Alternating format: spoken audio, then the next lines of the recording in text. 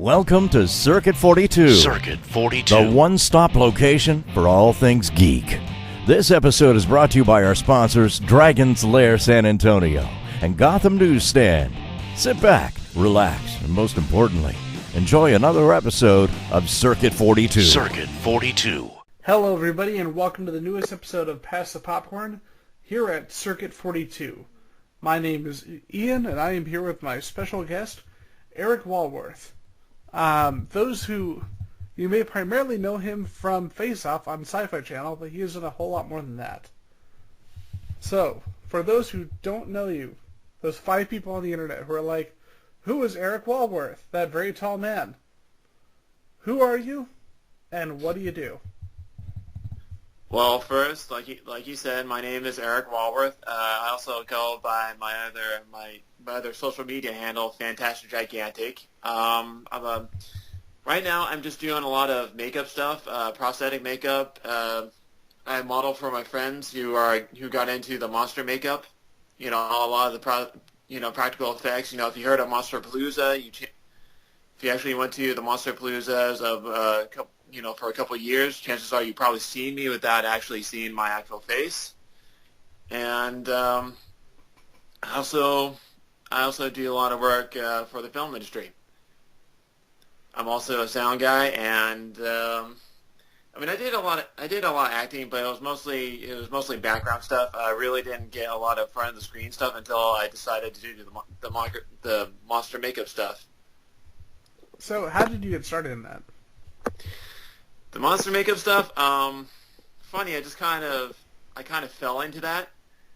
And when I say that is that back in 2009, the film industry, during the month of October, the film industry usually dies down as far as business goes. So I kind of had to find another gig to satisfy my financial debts, and luckily, Universal Studios Halloween Horror Nights, during that time, they were holding quick auditions for their scare actors. And when I did that, when I signed in, I did the audition and everything, I passed with flying colors. They were just looking for tall dudes. And when I actually went to Universal Studios, I happened to meet a few of the artists that I still work with today. One of them was John Ryston and Larry Bones. Those guys are going to sound really familiar in a couple seconds. Larry Bones is they're all makeup artists. John Ryston, he works for Immortal Mask and RBFX, and Larry Bones works for Barnyard Effects. And I actually had been I've been really lucky to work with all of them for at least the past 3 years. Just on and off in the Monsterpalooza, Midsummer Scream, and Scare LA. And the weird story is that I never pictured myself as a monster actor until years later, probably about 2014. John Ryston posted on his Facebook page that he needed help because the model that was supposed to be modeling for him during that time for Monsterpalooza, either got sick or he just up and quit. And I happened to read that post, and I said I would love to do it for that day because I was off that day, and I didn't really think it was going to be that big of a deal until I went there, and I was pretty surprised at the reception that it got. Now, one of the things especially in the last few years, and you've probably noticed this too, is that because people have become much more aware of practical effects and the people behind it, especially as in the last couple of years, we've gotten more and more tired of the abundance of CGI. Not just people like you and me, but like audience as a whole. Well, yeah, that's what I was thinking as well. I actually asked my friends a couple of times about this particular issue, and I'd say that CGI is a very amazing technique, but it depends on what the director wants. And And I think you're right. CGI, at least in the past 10 years, there has been kind of an overabundance. Like, there was CGI in places where, if you look at it again, you can, in a different perspective, you can see that, practical effects could more than well cover for that. You didn't need CGI for that. You know what I mean? Yeah. I know, what was it, a friend of mine who's an effects person, you may either know him, may have heard of him, Vincent Guastini. He was basically being a big ass troll, and he would go online, he'd find like CGI effects shots from movies and be like, check out this one I totally made. And everybody knows him, knows that he doesn't know anything about CGI at all, and that he is a makeup guy. And you have like that one person like, wow, you worked on all these movies? Why is it on your IMDb? And like everybody else is laughing. Well, I mean, it all comes down to preference. That is pretty funny though. Yep. And I felt so bad for that one guy who just did not realize. Like, everybody else knew that Vincent was fucking around except for him. If you ever saw, what was it, Requiem for a Dream? He did the effects for the mother to make her look like she got increasingly thinner. And that's actually pretty impressive. Yeah. And what was the other one we were talking about was Last of the Mohicans. He had done the when you see the arrow wounds, like the arrow wounds and the cuts on the injuries, the burns that they all received, those were by him. Nice, very well done. I probably met him without even knowing it. I never really met that. Does he usually go to Monsterpalooza? I am not sure. He and I really only talked via social media, and on Skype. Ah, okay. Yeah. Well, let's see. Larry Bones has a special coming out that he and his married group of friends created themselves. It's called Into the Black, and I think it's going to be premiering at Midsummer Scream. Don't quote me on that though, but I'm pretty sure that's when he's going to debut it. And I'm also going to be working with him at Midsummer Scream on kind of a separate subject, for a separate monster. And I think John was the one that worked on either the Wolverine or this Logan. That's pretty awesome. Yes, he did a really good job on them. So basically, names to look out for is what you're saying. Yes. So I did want to talk about Face Off because I know the time, like, you and I have been actually friends on Facebook for a while, but I had literally, you can get mad at me all you want, I had literally forgotten. Like, but then I saw that post that you made about John Landis. Yes, John, this is, for those of you who don't know, he created American Werewolf in London, Animal House. Very, very talented writer, director. And he also, if you watch the Twilight Zone, the movie, he also did one of those stories. I don't remember which one though. Yeah, very, very controversial one. We won't go into that particular subject too much on the show. Yeah, that involved a very controversial subject. I don't. Yeah. So when you posted this, you posted that I had met John Landis. Now, I know what happened. You know what happened. So for those who don't know, what happened? How did you go about meeting John? I was a model for one of the contestants on Face Off. I never really met him like with all the costumes and the prosthetic makeup off. I met him like while I was in Monster Makeup, and the theme was a Jekyll and Hyde theme, except me and one of my buddies were space scientists, and we were studying the effects of radiation on the moon when something happened, and the the radiation got through our suits, and we became these like gigantic mutated monsters. And John Landis said that those monsters were hands down one of his favorite monsters on that show. That is really cool. Yeah, and we actually got to talk to him between takes. He's a very, very down to earth guy. He was very, very humorous. Obviously he has a great sense of humor. Yep. Yeah, it's funny. The movie I love by him that most people don't talk about is Innocent Blood. Innocent Blood.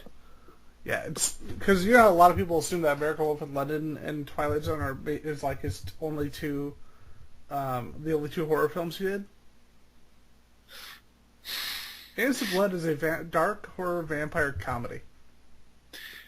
I have to be honest. I never seen Innocent Blood.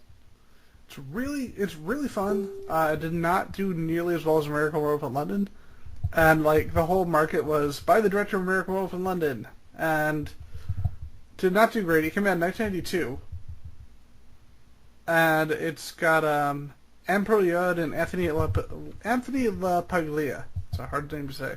Oh, and Robert Loggia, because Family Guy. Robert Loggia? Yes, Robert Loggia. But, yeah, definitely check out Innocent Blood. Since it's one of those movies where it seems like me and 5 other people have actually watched it. Oh, yeah, definitely. I mean, if it's made by Landis, I'll definitely check it out. It's like, if it's made by Landis and it's not The Stupids, I would definitely watch it. Yes, exactly. Or Beverly Hills Cop 3.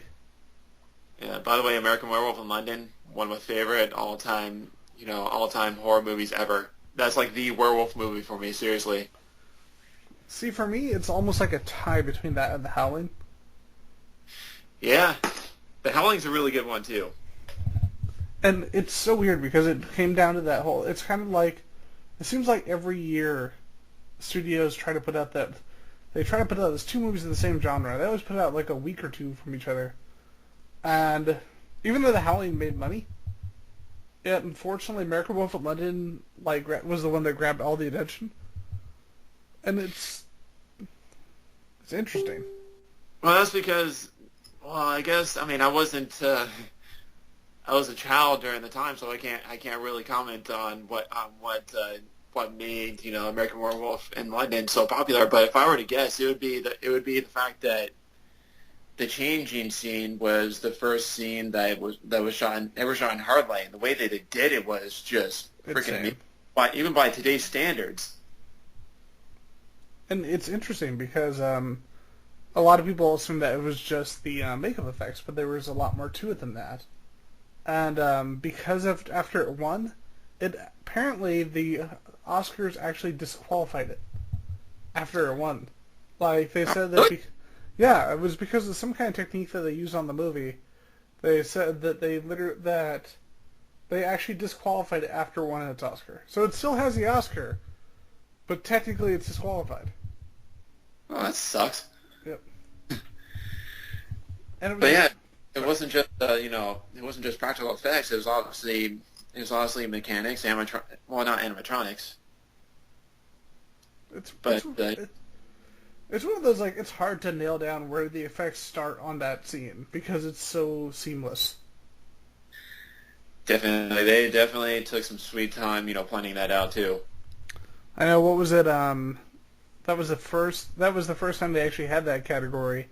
And I gotta say, I was reading up on it, and the two that I think were, either one could have won, I would have been happy, was either that or the Elephant Man. Elephant Man was really good, too. They had some good makeup effects on there. And it freaked me out, because the first time I saw it was, like, years down the road. I didn't realize how old the movie actually was. Because they make it look so much... They make the movie look decades older than it actually is.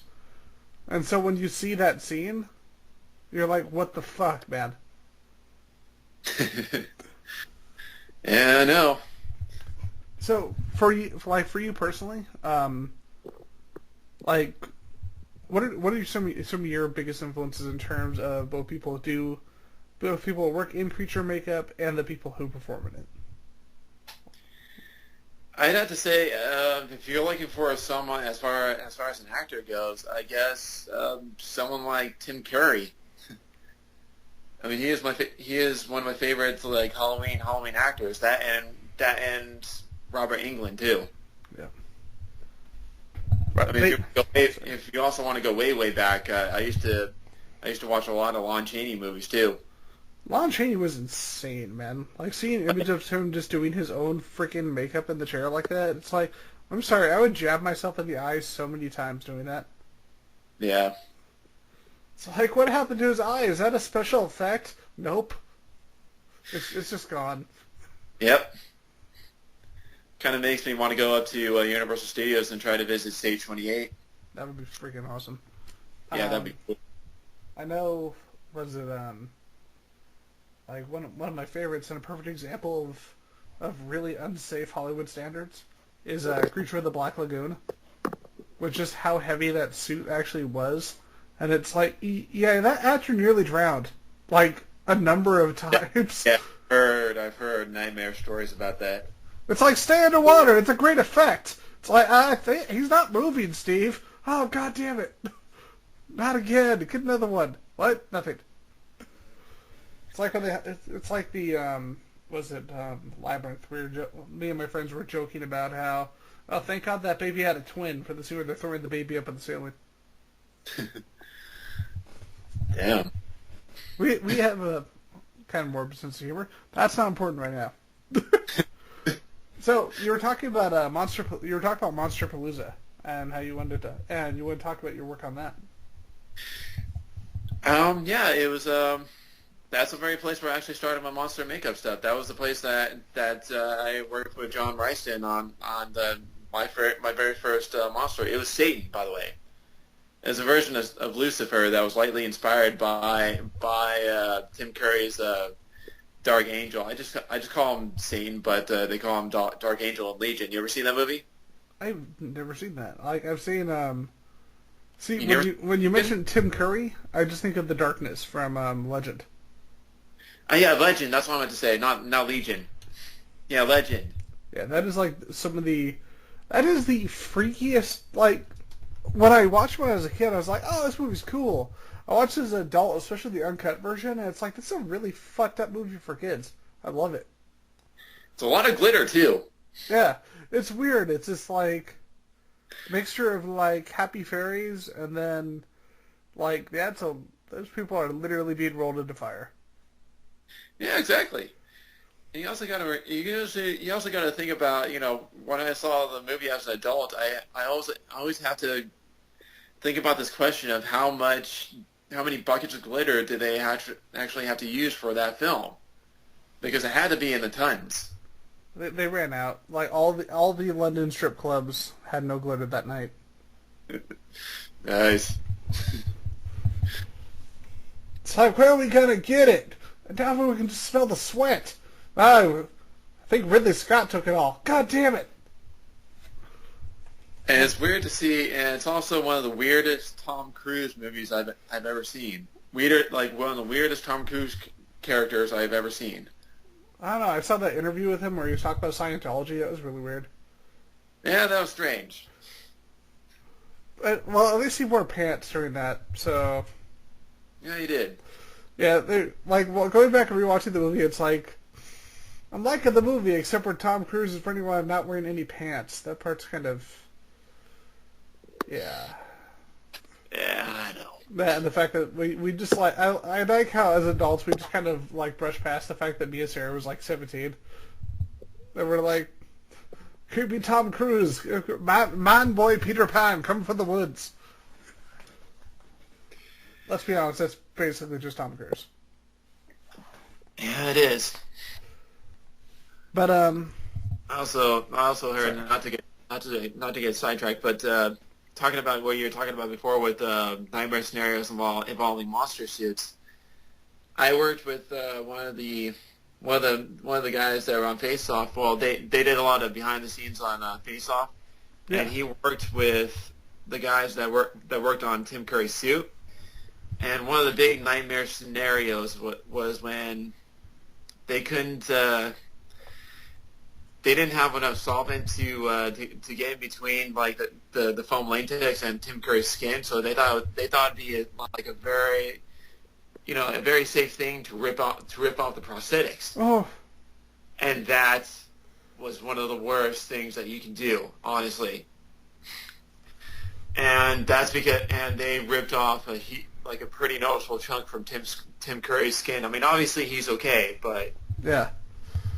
But yeah, it was very noticeable. They said that scar lasted for about a couple of weeks. It was like a burn, like almost like a second-degree burn, but it wasn't. I have a friend of mine named his name is Ron, and he does a Two-Face cosplay for conventions. Now this is less cosplay and more just special effects makeup. And this is possibly the reason we just call him Ron. We don't mention his full name. He got really, really drunk in Austin while in costume. And he apparently was walking down the street, and then he wakes up and he's in a police station. And like he literally just passed out, woke up in a police station, and they told him, "Yeah, dude, your makeup looks freaking awesome, and you're totally okay. Don't worry, it happens. But we're gonna have to remove the prosthetic for the photo." And so he ended up having to tear off that entire prosthetic on one half of his face, like right there for the photo. Yeah, he showed me the picture afterwards. And it's like, I'm really glad I've never had to do that. Here you go. That's why I'm glad I listened to the artist, and they actually let me keep some of the solvent that most people who do prosthetic makeup, that's a solvent that they use to take off the makeup. So I got like a whole gallon of it, and I always bring it to either Monsterpalooza or on film set just in case someone needs it. Just for reference, if you look at the chat, that's him right there. Oh. Yeah, so he had to take all of that off in like one quick go. Oh wow. Yeah, that's that point. I mean, my opinion is not experienced. Yours is. I think that's that point where you're doing like convention makeup, where you should probably be looking into the film industry. When you just do that every other day. Can I do it every day? Yeah. But I'm saying, like, looking at something like that, I think that's, for me, I've told Ron, dude, you have to look into the film and makeup industry if you can do stuff like that just for a convention. Well. So, sorry, man, it's late. You tell me. I mean, it's kind of around here, but I stayed up early, so. Yeah, I just got back from work, so I'm sorry for the brain fart there. So you mentioned that you worked on some film projects. What are some of the notable ones you've worked on? Well, I worked on I started like everyone else, where I worked as background. I mean, I did. There was a time where all I wanted to do was just be an actor and try to be the next face of Hollywood. But as soon as I got into background and I saw the inner workings of the people in the film industry, I actually got really inspired to do stuff like behind the scenes. But if you're asking me for like what are my most notable roles as far as the film industry goes, my first gig was that I actually got SAG vouchers for was I worked on Iron Man 2. And I was, and I happened to, and just by happenstance, one of the guys, I think this is how the story went down. They're supposed to be, the guys that, the machines that chase Tony Stark around at the end. Yeah. They go haywire. They shoot at Tony Stark and everything. Well, they need 7-foot guys to fill in the bodysuits. Now, when I was there, they already had every position filled, but one of the guys, there was a story that was going around that one of the guys got caught sneaking photos off the set. Oh. And the guy at Marvel, they found out, they canned his ass. And as soon as they did that, they were looking for a last-minute replacement, and that's when they were starting to comb the crowd and look for someone that was really, really, really tall, which I happen to be because I'm actually 7 feet tall.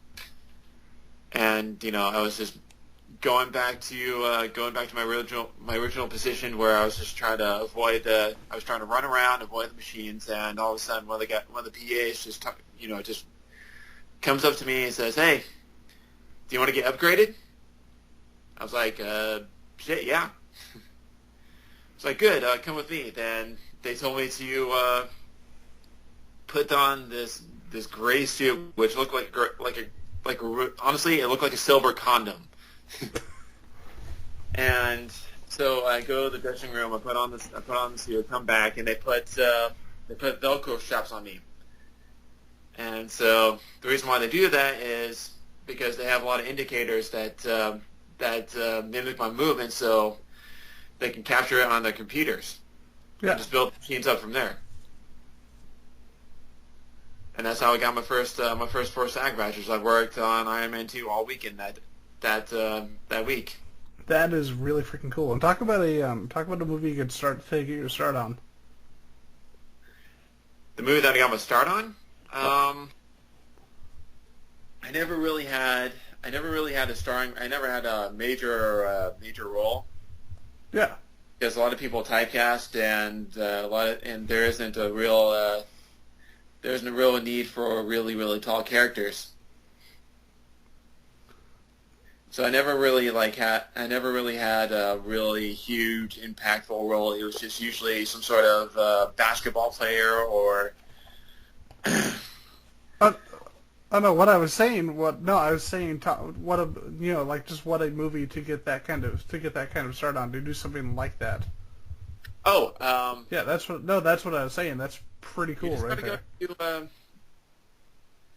I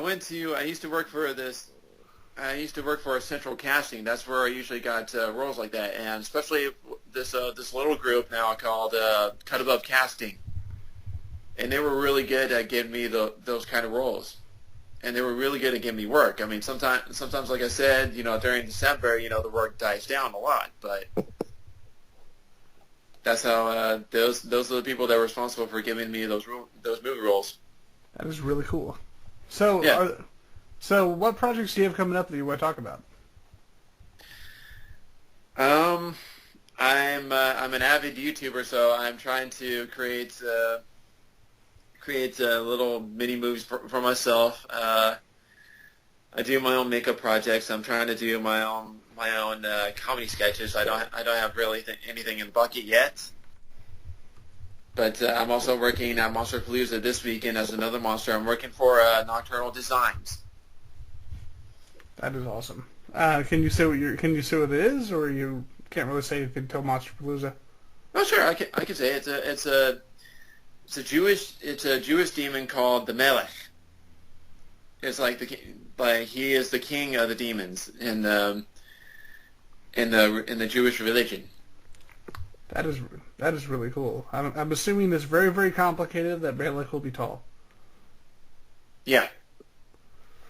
Now, one of the things that when I was looking up different work that you had done, one of the ones that interested me is that you had played Slender Man.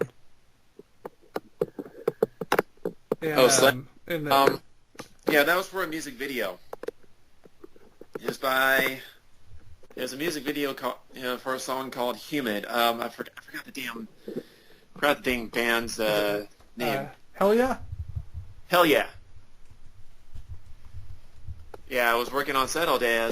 They had me painted in like this chrome black, and I was supposed to be a shadowy character. So,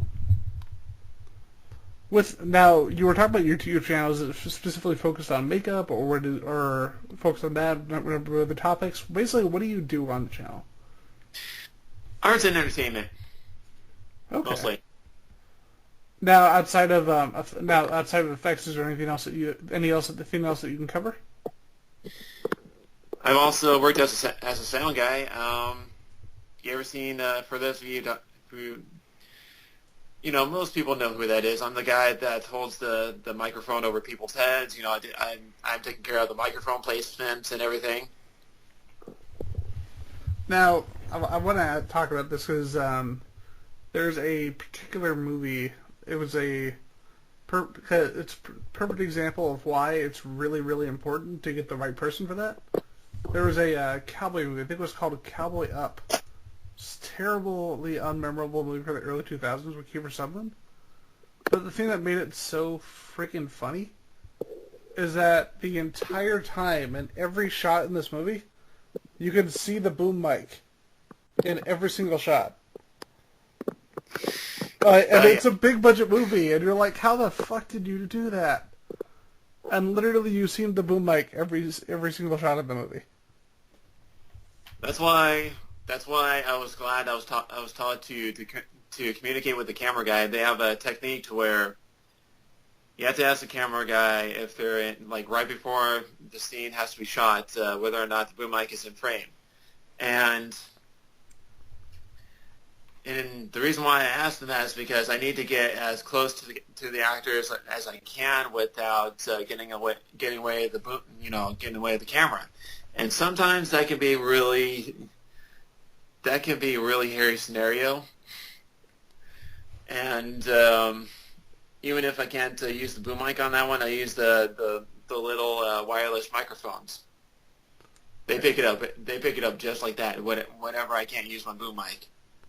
I saw like one of the best examples. Like they didn't do this on purpose, but what was it on? If you remember the show Angel by Joss Whedon. Yeah. I watch that show religiously. Well, then you remember in the first and the second season they went from full screen to widescreen, and when you watch on DVD and stuff, you can tell. But apparently he didn't want to shoot it in widescreen for season 2. And they told him, no, we've got to do it. Everyone's doing it. You got to shoot in HD and widescreen. I said, okay. And so they're shooting the show, and throughout the episodes, you could actually see equipment. Because they literally told him at the last minute they were shooting widescreen. So they had no time to move any of the equipment for a bunch of shots. So you'd see like a little bit of a ladder just sticking out in the middle from the frame, and it was because the studio just could not comprehend that there was a reason that he was shooting the season, that he wanted to shoot the season that way. I do remember a couple of episodes where I did see that a couple of times. Yeah, like if you watch from season 3 onwards, he was ready. They were prepped for it. But if you watch season 2, like it gets better later on. But yeah, in the first few episodes of season 2, you could just see random props, like random equipment in the background of the show. And me and my friends were actually talking about the idea of doing a drinking game for season 2 of Angel. And every time you see like scaffolding or a ladder or equipment, that you take a drink. But then we realized we might die. So we decided to stop after like the first episode. Although it did make it the funniest episode of Angel ever. That sounds like a fun game, honestly. Yeah, it's like watching Charmed. It's like drink every time something stupid happens. Oh my God, you're dead. Yeah, actually, I mean, I'm usually, when it came to microphone work, I'm usually pretty anal retentive and pretty OCD as far as, trying to check out, make sure all the microphones are in the right place. They're not going to be in the shot. They're not, I'm not going to be in the shot. But my most notable screw up happened to me when I was in my last job as a boom operator, where I don't know if I'm allowed to discuss this, but it was about it was a sex scene, but the girl was I'll describe the scene. The girl was she had her head like facing the camera.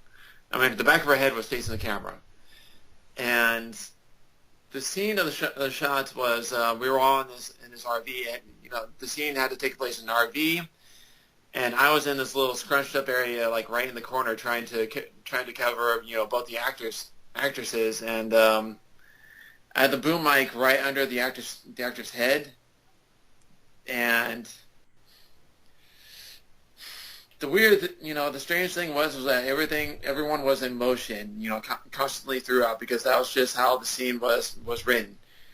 And all of a sudden, during the scene, I had to move because one of the guys jumped be in between me and this guy, and I didn't want to ruin the shot. So when I moved, I jerked the boom mic forward and I hit the actress right in the freaking head. Oh, shit! Yes. They actually have that on camera. They recorded it. It's like, no, we're keeping that shot. So I'm assuming this movie did not have a whole lot of budget. If they were did not have a huge budget. If they're like, we're gonna keep the shot where you hit the actor. No, honestly, we did that shot again. They just took that. They just used that one as an outtake. See, that would be amazing. You hear the microphone, the most memorable part is I can hear the microphone hitting the actress's head, loud and clear. What's it? It just makes me think of Ed Wood. It's like, no, it's great, but you can see, you can see that he fell down there. No, we gotta shoot the next scene. Come on. Yeah. I mean, the film altogether was okay. I mean, it wasn't it wasn't good, it wasn't good enough to where I would pimp it out right now. But that was one of my most memorable parts. Other than that, I'm usually pretty good at hiding microphones and staying out of the camera. Awesome. A head injury makes the show much funnier. A fun head injury, not a bad head injury. Yeah. It's like I think I was in the hospital for 6 hours. Oh no, that's not funny at all. All right. So, with that, was there anything else that you want to talk about regarding any of your projects or anything anything you got coming up? Nothing much. It's just more YouTube stuff. I was thinking about I was in the middle of creating a story about.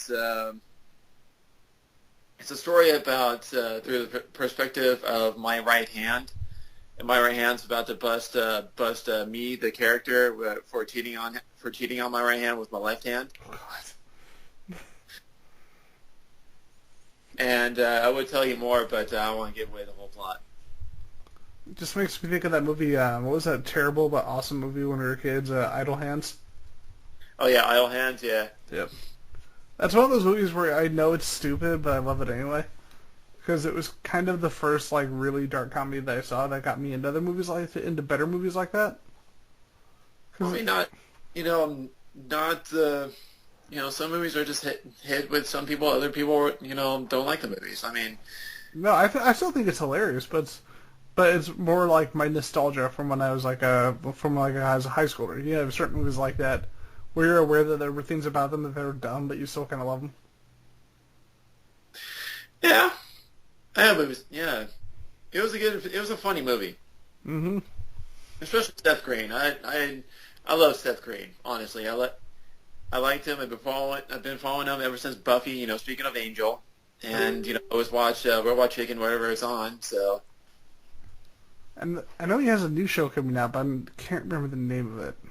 Is that the superhero one? Yeah, I haven't seen. I don't even know if it's out yet. I think it's about to come out. Yep. He's one of those people. Seth Green is one of those people who will never not be busy. I remember there was one point where he had 3 TV shows out at the same time, and it's like, dude, sleep.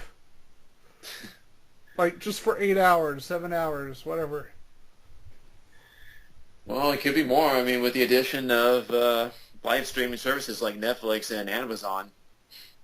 That's true. This is the good thing about that, though. The good thing about having streaming service like that. I mean, one of my favorite YouTube channels is Transylvania Television, and it's this great show. It's all puppets. It's like if you took something like the old Muppets variety show, mixed it with classic horror, and made something specifically for adults. Not pornographic, but clearly not for children. And I just found out Amazon Prime all of a sudden. It's oh cool, that web series I used to watch is on Amazon Prime now, and everyone can watch it.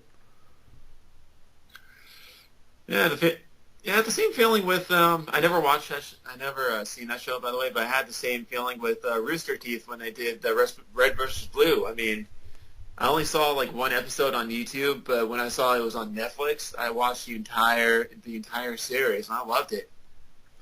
I mean, they created something that was out of one of the most popular video games out there. Oh, And yeah. they did a good job at it. Yeah, I'm only about an hour away from Austin, so like it's crazy because you can literally drive in for an hour and be at the studio where they shoot all their stuff.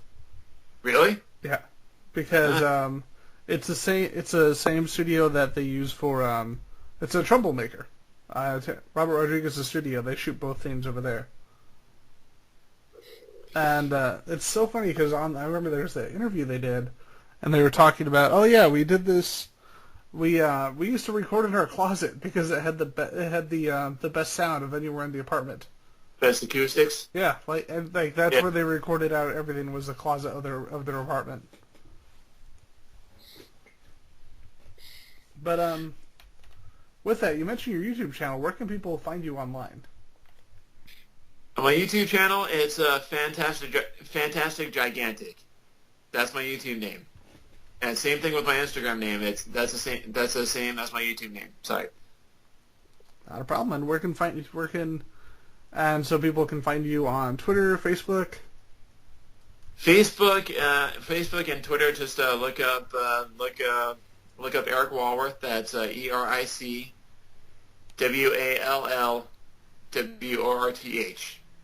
Awesome. And with that, did you have anything else that you want to talk about before we brought the show to a close? Well, I mean, since Monsterpalooza is coming around the corner, if you happen to be in California, if you happen to go at around the Pasadena Convention Center, go to Monsterpalooza this Saturday. If you never heard of it, please do yourself a favor and just go. You'll see all sorts of not only monsters walking around, but if you're a big fan of the sci-fi horror genre, in the film industry, you'll have a great time there because they have not only artists on putting their monsters on display. They also have a lot of other artists that are making paintings of Doctor Who and Back to the Future and the Addams Family. The Addams Family is like the big hits too. So I'm going to be there at April 8th. That's this Saturday, and if you happen to go there, go right by Nocturnal Designs, and you'll be able to see me. Fantastic. And with that, that brings us to the end of our newest episode of Pass the Popcorn at Circuit 42. My name is Ian McIntosh. I am here with my special guest, Eric Wallworth. See you guys later. Nice meeting you guys. Y'all have a great night. Keep watching all the movies. Go to Monsterpalooza. Go to Fantastic Gigantic on YouTube. And do all the things. Or else Eric says he'll come get you. Yes. Very spooky. You've been listening to Circuit 42, brought to you by Dragon's Lair San Antonio and Gotham Newsstand. Join us for our next episode. For all things geek. Circuit 42.